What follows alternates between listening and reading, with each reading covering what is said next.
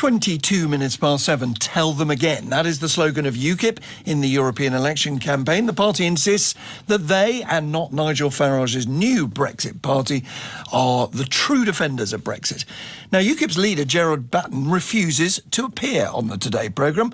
One of his MEPs, Stewart Agnew, though, has agreed to join us, and he's on the line from Norwich. Good morning to you, Mr Agnew. Yes, hello. What is the point of UKIP without Mr Farage? Because we are a political party with a membership and with a set of policies. We are not a one-man band. But there are only 4 of you left, UKIP MEPs. There are 14 who've joined him in the Brexit party. You're way behind in the opinion polls. You've lost already, haven't you? No. A lot of those 14 have not secured places on the Brexit party's list. I think that's very interesting. Several of them went across to Nigel, assuming they get high places on the list, and they're simply not on the list at all. So you say the difference is that his is not a real party, it's a one-man band. What about policy, though?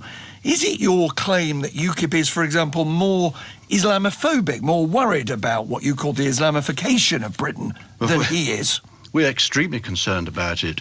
It is a very, very serious matter. And the Brexit Party doesn't have policies. It is not a membership-based organisation.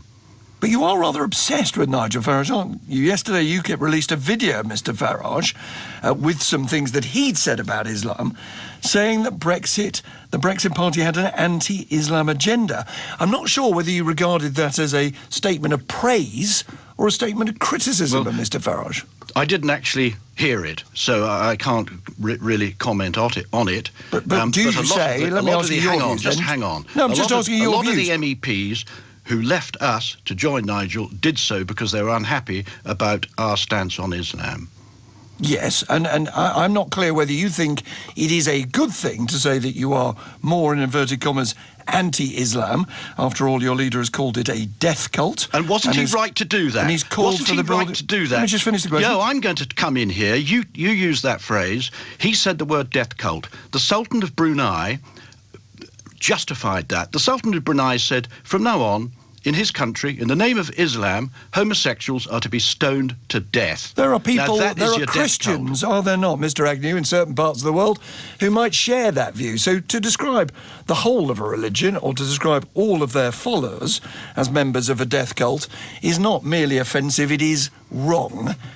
Well, it's pointing out what happens. No, it isn't pointing out what happens. Well, what it's doing is happens. slurring an entire religion and all of its adherents because you don't like the views of some of Well, the why adherents. didn't they come out Who's they? en masse in this country and say, we thoroughly condemn... Who is they, Mr Agnew? The Muslim population of this country. Why didn't they condemn... Should Christians go on the street, Mr Agnew? Do you think we should have organised Christian marches against anti-gay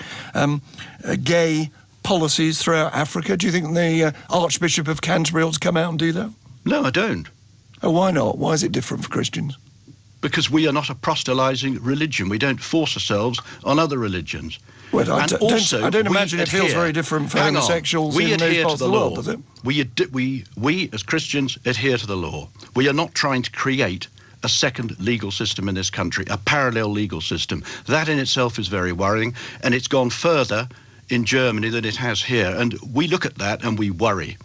You worry. I just want to go back to the question, which I think you thought I was asking you something I wasn't. Let me just be clear. Are you saying that UKIP is more anti-Islam than Nigel Farage, and if so, you saying that's a good thing? I'm saying that we are more concerned about Islam. That's why he left us, and that's the answer. It's the answer about what UKIP now is. It's not essentially a Brexit party. It is. It's an Islamophobic first and foremost party. A Brexit party. And what is more, Stewart Agnew was a founder member of UKIP. He is somebody who sees things a long way out. He alone in UKIP 2 years ago said we should not go down the Article 50 route. It is a trap. It is leaving on their terms.